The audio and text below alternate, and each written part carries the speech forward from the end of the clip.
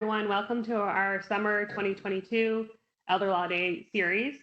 My name is Christy McKenzie. I am the Assistant Coordinator of Neighborhood Services here in the Department of Senior Services with Erie County. I would like to take a minute to thank those individuals who have helped make this summer series possible again. Our County Executive Mark Polenkars, Karen Nicholson, the Center for Elder Law and Justice CEO, and our Senior Services Commissioner, Angela Aranucci. We'll be accepting questions throughout the presentation and answering them towards the end. Feel free to type in our chat box. Please refrain from using any personal information in that chat box. We also will be recording this presentation and posting it on our website, the same place you registered, at erie.gov/ELD. Please allow me to introduce our guest speakers. Erin Riker. Erin is a technology-based legal service attorney for the Center for Elder Law and Justice, where she manages their senior financial safety tool, the Senior Legal Risk Detector, the mobile legal unit, and the Senior Legal Advice Helpline. And Vikram Jagadish. Vikram is a trial attorney at the Federal Trade Commission, working in the Northeast Regional Office. He investigates and litigates a wide variety of fraud cases involving vulnerable victims, including the elderly. Erin, I'll turn it over to you. Thank you, Christine. And thank you everyone for coming. Welcome to our presentation. You've been scammed, now what? We'll cover recovery options and FTC resources for scam victims. Just a disclaimer, the information presented during our webinar is for informational purposes only. It does not constitute legal advice. It doesn't form any attorney-client relationship between you and the presenter, the Center for Elder Law and Justice, or the FTC. Contact information will be provided at the end for inquiries about legal assistance if you'd like it. And the statements made represent the sole views of the presenters and do not represent the views of the FTC or any individual commissioner. So I'm just going to give you a brief roadmap. We are going to briefly go through Scams 101 and some common red flags. And then we're going to get into specific things that you can do or your friends and loved ones can do if they've been scammed. These are specific recovery options you can take to stop the scam from continuing and to recover from it, to prevent yourself from being scammed further. And then Vikram is going to go into a little more detail into what the FTC can do for scam victims. Okay, a scam is, as we know, any false or misleading attempt to take money away from another person. These can be perpetrated by strangers. That's what people think of most often when they think of scams is, you know, getting an email saying that a Nigerian prince needs to move $1 million out of the country, or, you know, getting a message saying, you know, someone on social media has fallen in love with you. But they can also be perpetrated by friends or family members through powers of attorney that are used inappropriately or by inappropriately gaining access to someone's financial assets or information. And these scams, most importantly, are not just online. A lot of people think that, you know, scams take place on the internet. They're very concerned with sharing their information over the internet. And that's important to be concerned about that. But the most common contact with scammers, especially stranger scammers unknown to the victim, is by phone, either by talking or by text message. So the phone scams are something that people also need to be very aware of. They are still very prevalent, and they're the most common way that scammers get a hold of people in order to start the scam.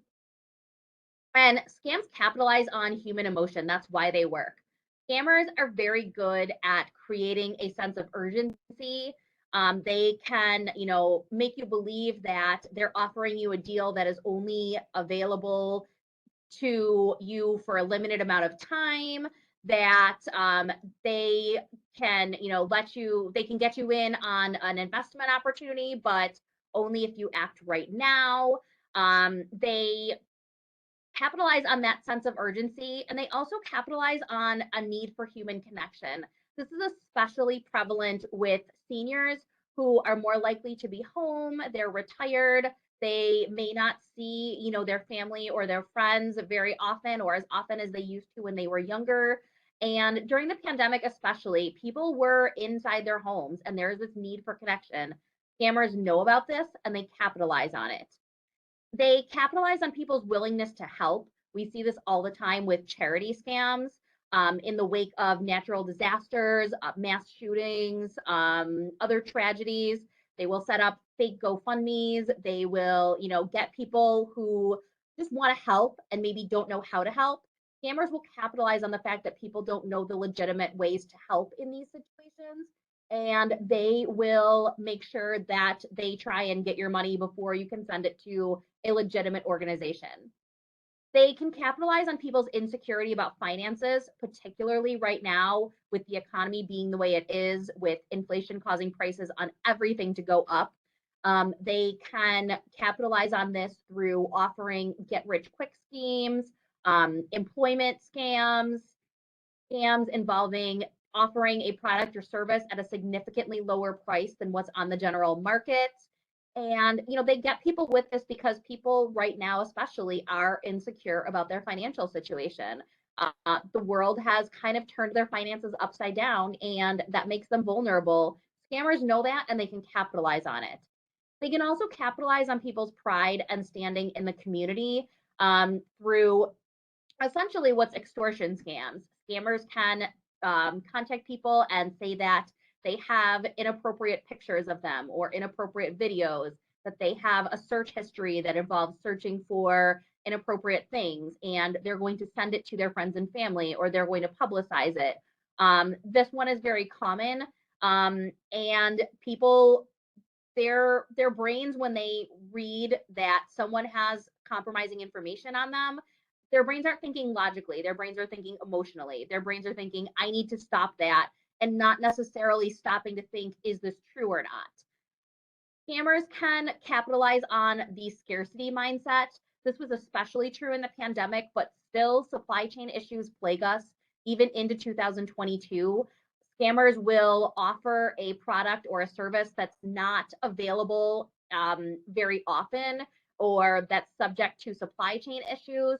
During the pandemic, this was masks and cleaning products. Now it could be baby formula or other groceries that are having supply chain issues. And they can capitalize on the fact that people know that these products and services are not widely available, and they want to get them through any means necessary that makes them more likely to fall for a scam. The most common red flags, the first one is payment methods. The scammers choose payment methods that they know are not easily reversed. Scammers are not often going to ask for your credit card because you can call your credit card company and reverse a charge if you realize it's a scam. Scammers are going to demand payment through gift cards, Target gift cards, Amazon gift cards, Visa prepaid gift cards. They may refer to these as verification cards. They will ask for payment through cash apps like PayPal or Venmo. They will ask you to send cash through the mail.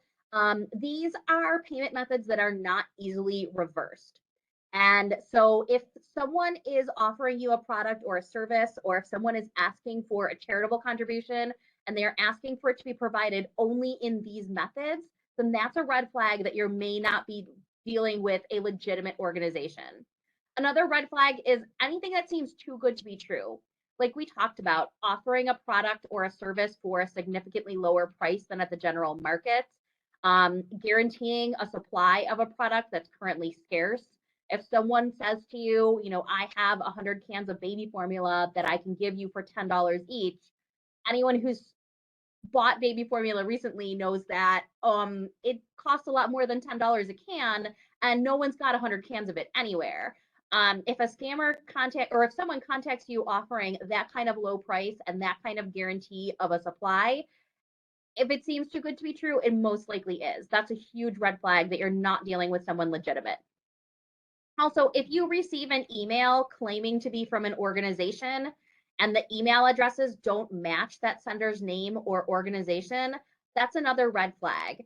If you get an email from Citibank saying your account is compromised, but the email came from so and so at gmail.com or at iCloud or Yahoo, that's a red flag that is not someone legitimately from Citibank. If someone's emailing you from the bank, their email is going to come from @citibank.com. The use of cashiers or certified checks is a red flag, and this is one that trips people up because people think of certified checks as being just that. A certified check is a guarantee that, someone has this much money in the bank, they've taken it out through a certified check, and they're sending it to you. Certified checks are very easily faked. They're forged pretty easily. And by the time when you deposit it in your bank account, they may show as being available right away.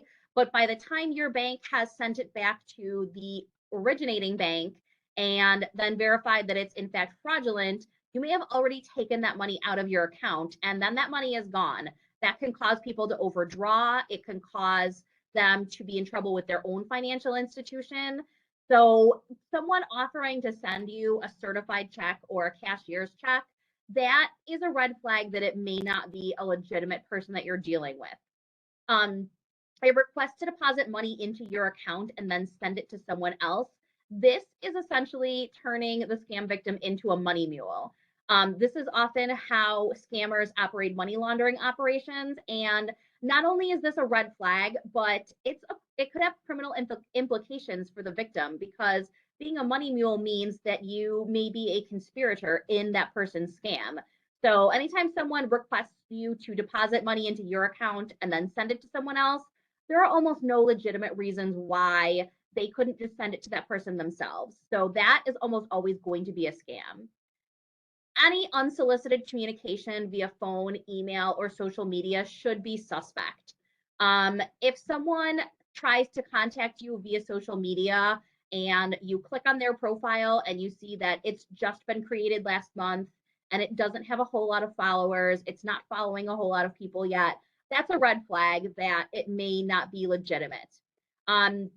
If someone calls or emails you out of the blue, asking for personal information, asking for money, asking to establish a connection, very often scammers won't necessarily ask for money on the first try. They will try and establish a connection first. But really, in this day and age, people should be aware of any unsolicited communication via phone, email, or social media. Anytime someone contacts you and you didn't initiate that contact, then that's a chance that it may be someone on the other end who's not legitimate. Any types of threats of arrest or imprisonment that are delivered via phone, email, or text. Again, when people see an email or a telephone call or a text message saying that the IRS wants to arrest them or someone is going to arrest them because they think they've committed Social Security fraud, the emotional part of their brain kicks in. They're not necessarily thinking that if someone wants to arrest me, they need to send the police with an arrest warrant to do that. And those people arrive in person, they have arrest warrant paperwork, and it doesn't happen via email, phone, or text. So that's why we remind people, it seems like common sense now, but we need to remind people over and over again that any threat of arrest or imprisonment is going to happen in person with a arrest warrant. It's not going to happen via phone or email or text message. Any vague promises of altruism or charitable use for funds that don't get into specifics. People will use crowdsourced fundraising like GoFundMe, or they will use copycat Cash App account names that sound like a charity, but they're not that actual charity. If you get solicitations for charitable donations, you should ask for specific information in writing about what that charity is going to and how your money will be used. Legitimate charities will have this information and they will be able to send it to you.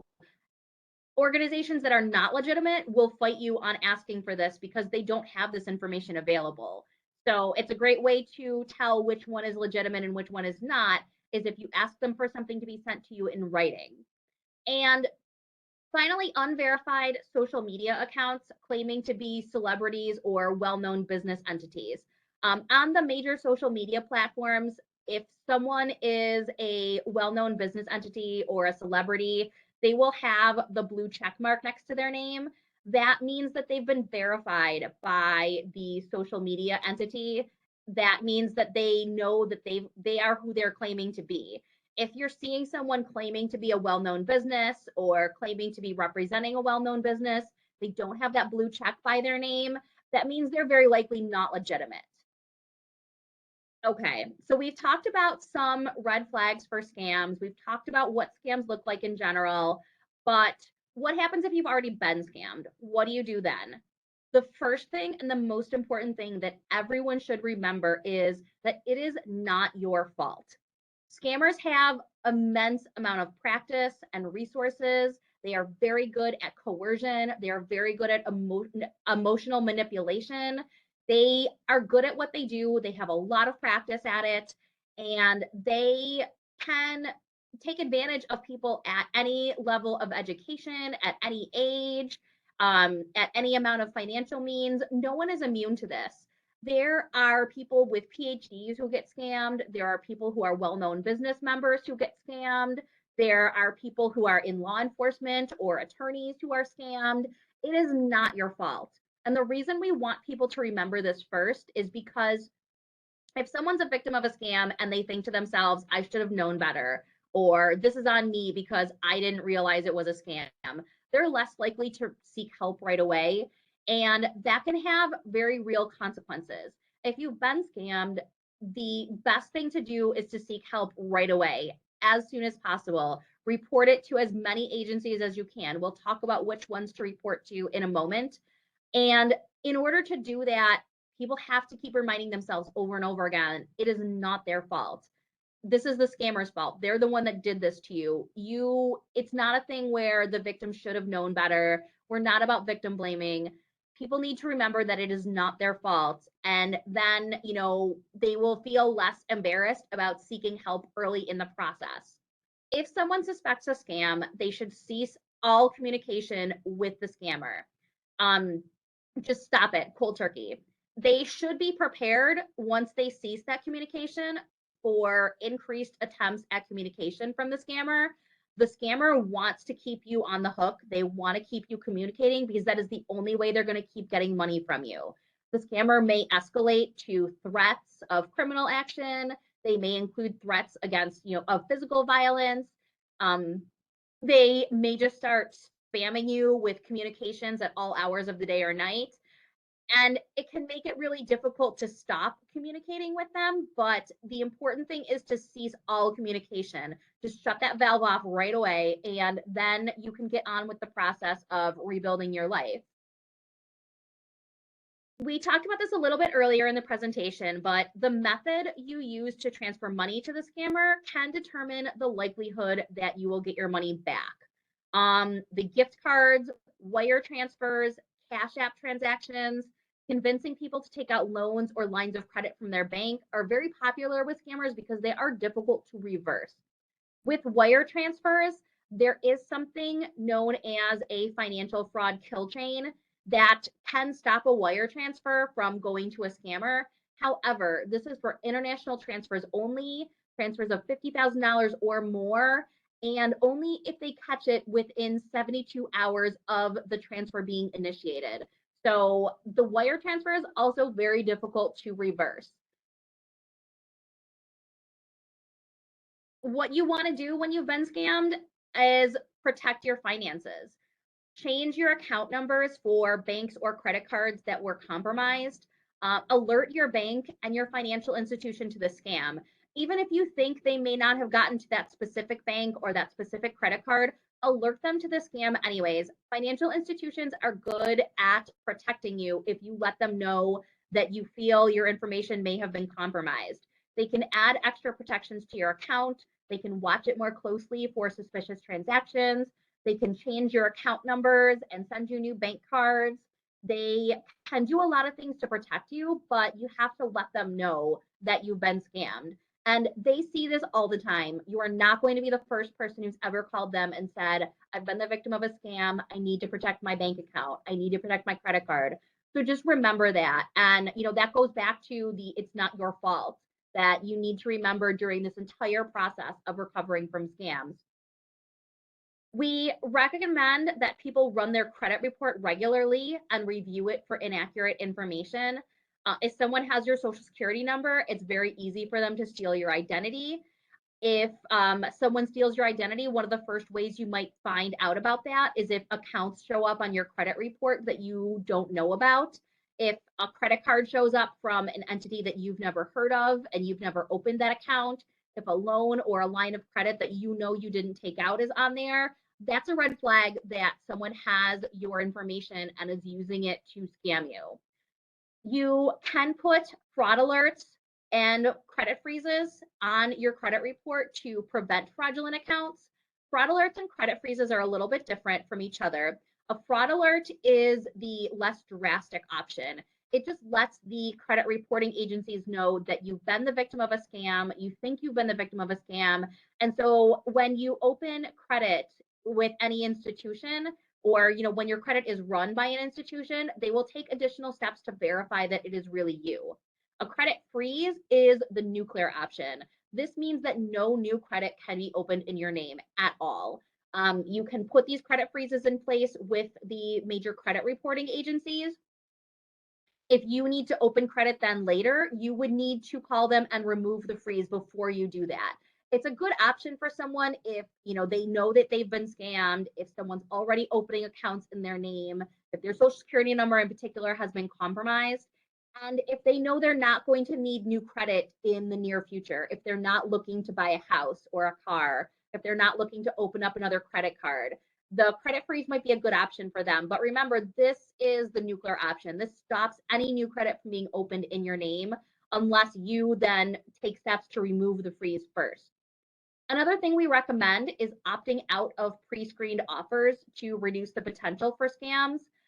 You can opt out of these pre-screened offers, and that will reduce the amount of junk mail that gets sent to your house.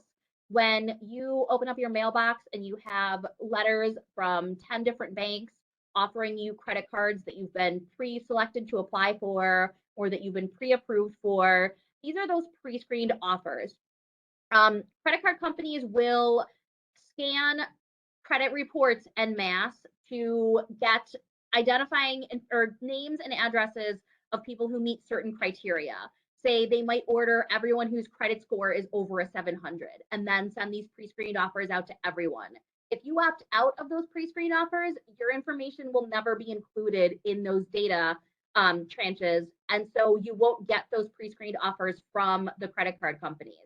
This reduces the potential for scam because it dramatically reduces the amount of junk mail that you get. And scammers love to send you mail about offers, and they love to send you mail about scams. And if you are getting a lot less junk mail, then you are more likely to identify something that is fraudulent, because especially if you opt out of these pre-screened offers, legitimate companies are not going to send you offers for loans or credit cards or anything of that nature. We recommend that you learn how to prevent future scams because people who have been scammed once are much more likely to be scammed again in the future. Scammers buy and sell lists of scam victims. So people who've been targeted once, they're more likely to be targeted again. Scammers will buy and sell lists of really anyone who even answers the phone, whether or not they fall for the scam or not. If you've answered a phone call from a scammer, if you've ever clicked on a text or an email link from a scammer, that's them verifying that there is a real person on the end of that phone number or on the end of that email address. And they will sell those lists to other people who are scammers so that those people will have more reliable contacts of people who are likely to be scammed. You should be on the lookout for all types of scams, not just the type that affect you, because these lists of scam victims will circulate among all types of scam rings: lottery scams, romance scams, charity scams, anything fraudulent. They are buying and selling these lists of scam victims. Another thing we recommend is do your homework. Take that extra few minutes when the emotional part of your brain is kicking in and you're thinking to yourself, oh my gosh, I can get 100 cans of baby formula for $10.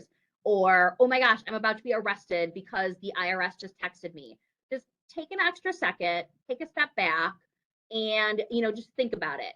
Don't sign up for unsolicited services or purchase unsolicited products without researching the investment.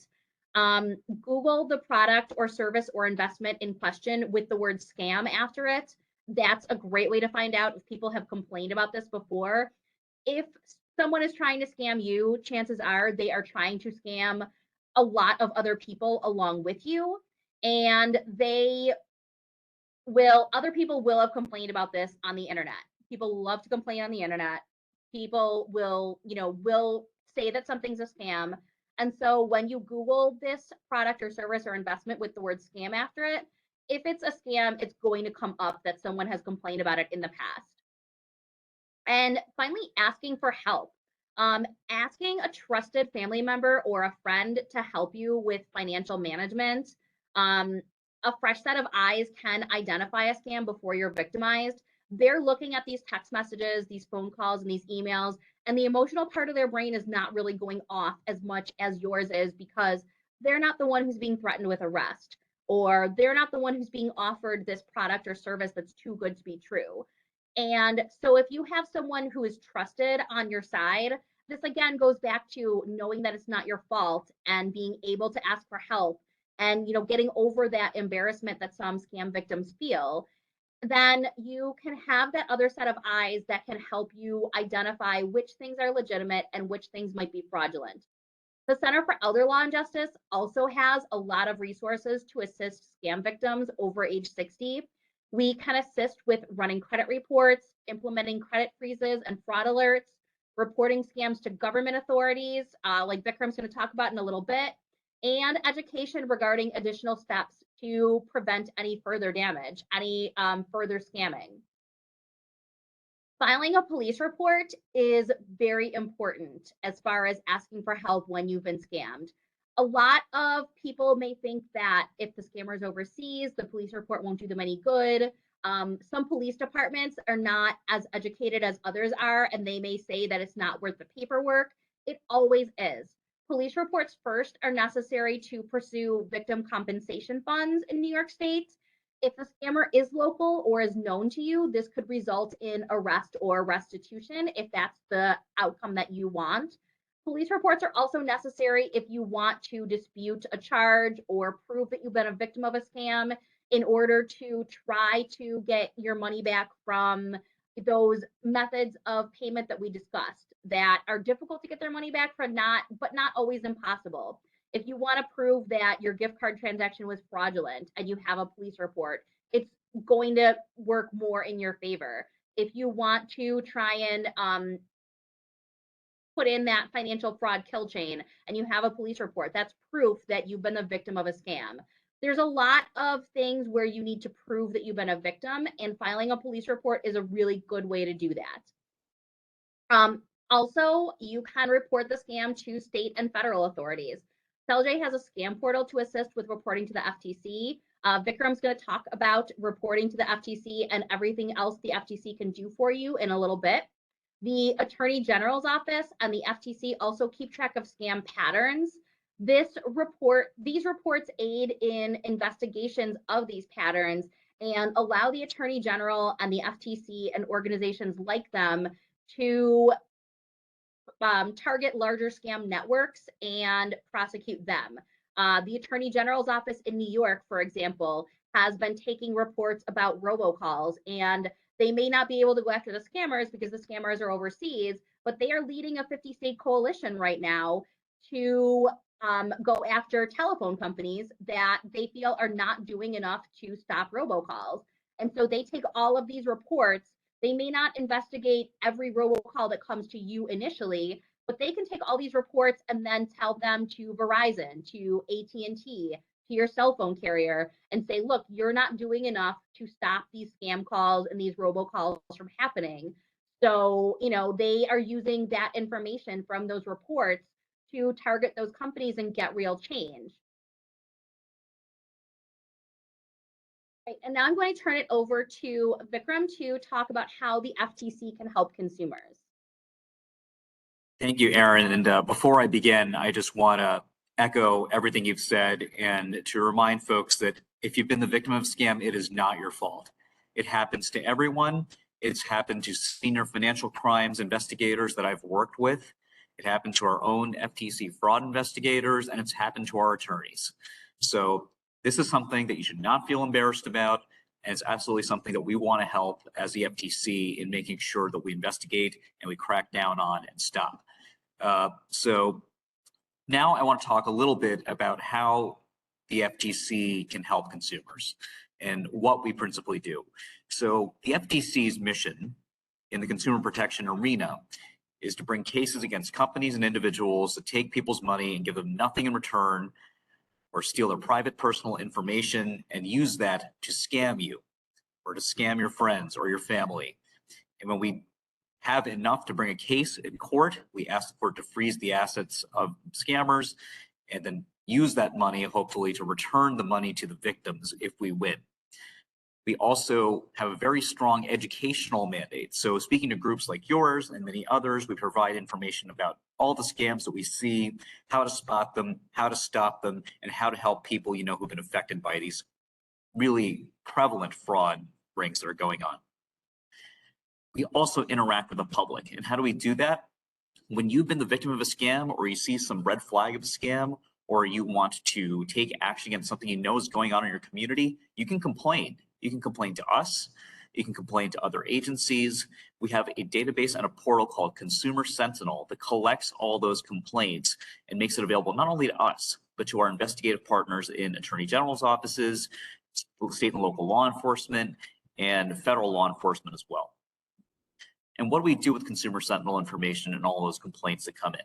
We look, first of all, for patterns of scams and see what is going on, what is common to all these scams going on in different communities.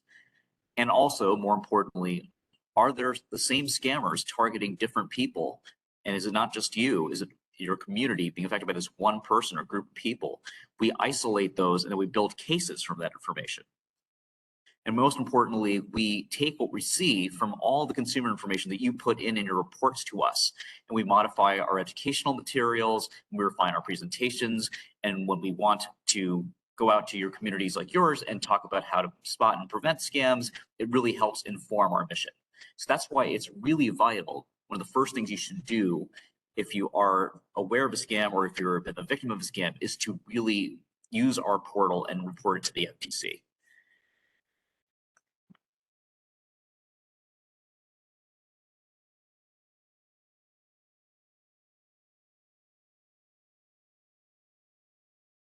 So how do you do that? So the principal way you report to the FTC is to go to our website.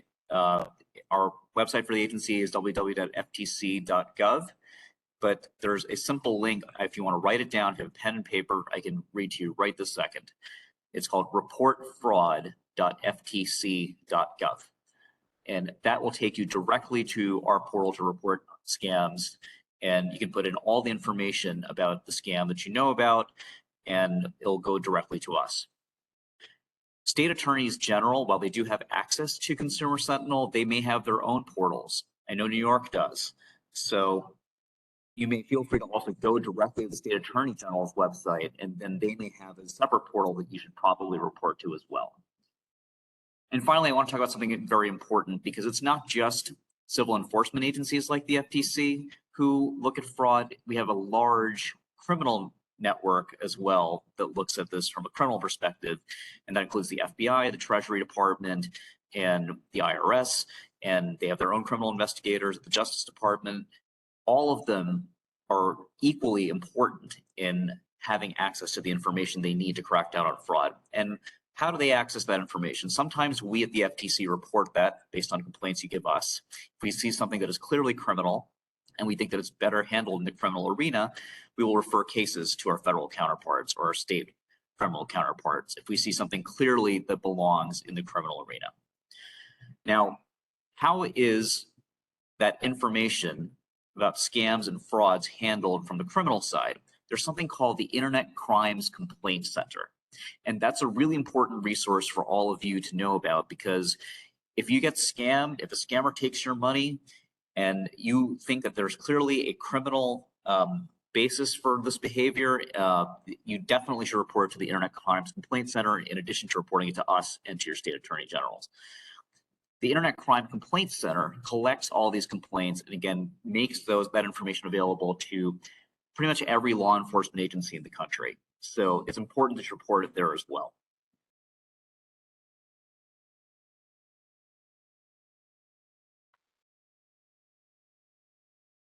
The important thing to know about when reporting to the FTC is that you do not have to be the victim of a fraud. You can simply, it could be your friend, it could be your family, it could be your neighbor.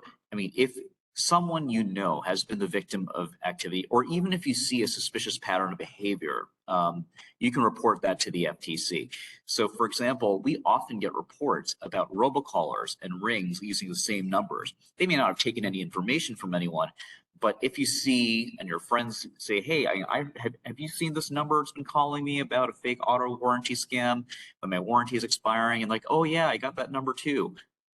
You can share that information not only amongst yourselves, but also to us. And that helps us identify the numbers that might be used for those kinds of scams and might see if there's commonality involved and really help us in investigating it.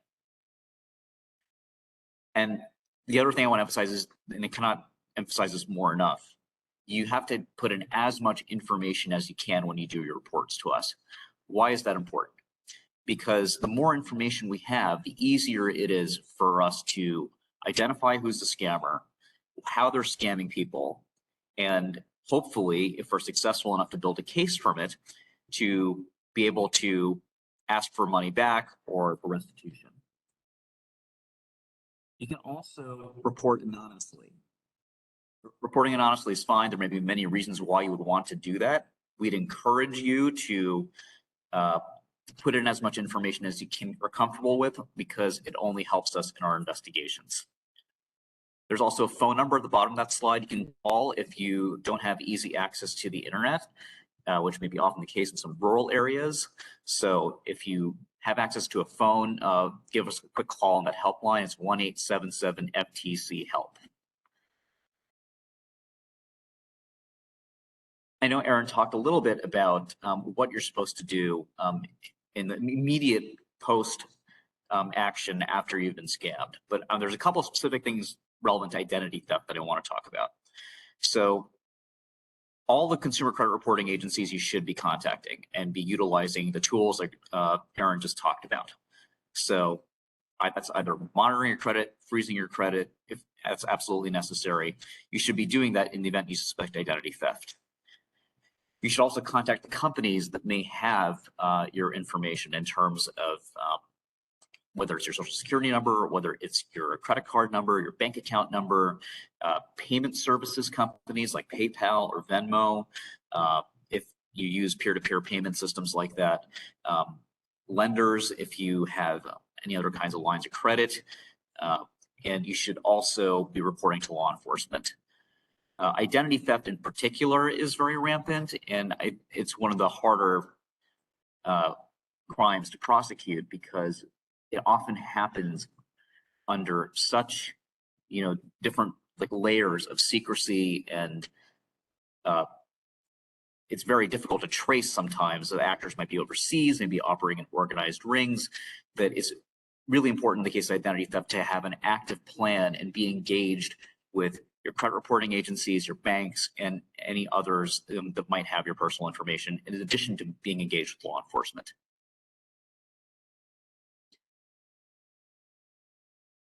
So I'll let the wonderful staff at the Center for Elder Law and Justice talk a little bit more about this, but there are resources to call and ask for help. You're never alone in this. That's one, if there's any one takeaway that I want you to have from this presentation, is that you do not need to be scared to ask for help or guidance or support, because scammers prey on every aspect of our vulnerability as humans. There are things we do not know. There are things that are over our head, and that's okay. But that's why it's okay to call and ask for advice. Is this a scam? Is this not a scam? I've been scammed. What do I do now? We've gone over some of those steps that you need to take right now in this presentation. But if you want someone there to really walk you through it, you are not alone. You certainly will get the guidance you'll need to really figure out what to do. And understandably, anytime you've been the victim of a scam, and I've been the victim of scams myself, it's a nerve-wracking time, it's a stressful time, and it never, ever, ever is inappropriate to ask for help. It is always okay. Aaron, did you want to talk a little bit about the hotline? Sure, thanks for that. The Center for Elder Law and Justice operates a free senior legal advice helpline. This is for seniors across New York State, aged 55 and over. The helpline provides brief legal services and legal referrals. The helpline number is on your screen. We staff it with live attorneys through Monday through Friday from 9 a.m. to 11 a.m. So if you call during those hours, you will get an attorney right away. If you call outside of those hours, you can leave a voicemail and those will be returned within 3 business days.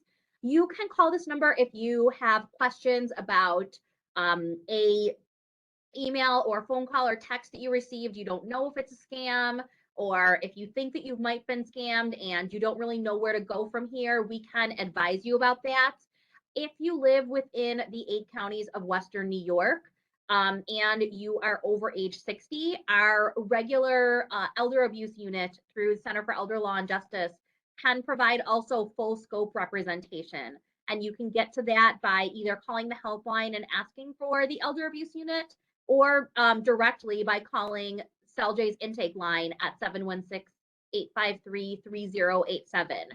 And the elder abuse unit can help with those things that we talked about: reporting to the Attorney General, reporting to the FTC, looking at your credit report, instituting credit freezes or fraud alerts, looking at your bank statements and identifying who needs to be notified that you've been scammed. The things that we talked about, like what you can do in the face of a scam to recover from it, the Center for Elder Law and Justice can help seniors with those options. And our contact information is up right there up on the screen. For the helpline, the phone number is toll free and it's 1-844-481-0973. For the elder abuse unit at Center for Elder Law and Justice, you would call 716-853-3087. And I am going to turn it over to Christine, who is going to manage any of the questions that you've been putting in the chat box. Thank you, Erin and Vikram. At this point, we have no questions. I think you guys did a great job of covering a lot of material. We can give the participants a couple of seconds. If they'd like to type a question in the chat box, you can do so now. While we're waiting for that, there were a couple comments about the presentation and slides. Both the slides and the presentation will be available on the same website you registered at erie.gov/ELD, probably at some point next week. Also, tomorrow is our final presentation for the summer series at 10 a.m. We will be having a presentation on estate and long-term care planning and asset protection. So if you haven't registered for that and you're interested, please do so before tomorrow. And I would like to thank Erin and Vikram again. We have no further questions. Is there anything else, Erin and Vikram, that you'd like to discuss? I think we've covered everything from my end. Just everyone, if you can take one message away from this, it's not your fault, and please reach out for help if you need it. There is one question that just came in. Can you provide advice on how to get a police to make a police report? To make a police report, you can contact either the non-emergency number for your local police department, or you can call 911 and ask them to send an officer to your home. With police reports for scams, sometimes you may have to be a little bit insistent. Some police officers are less educated about this than others as far as scams. They may have less experience dealing with scams. And so they may tell you that it's not worth the paperwork, or that, you know, the likelihood of catching this scammer on their end is going to be very low. And that may be true, but if you're insistent about it, they will take that police report from you. And then you've got that proof that you've been the victim of a scam, which is so necessary for so many of the things you need to do to recover from it.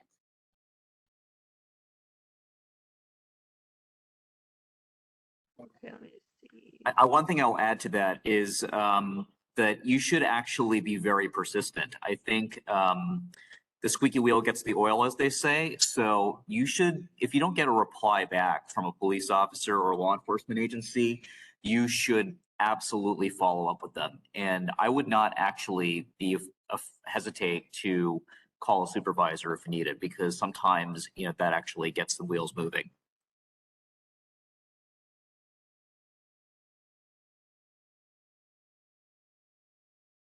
Thank you for sharing that information, Vikram.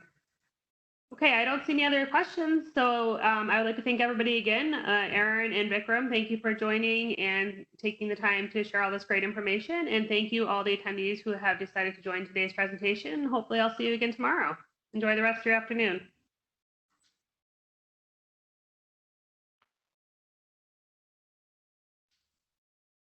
Thank you so much for the opportunity. Have a great day, everyone.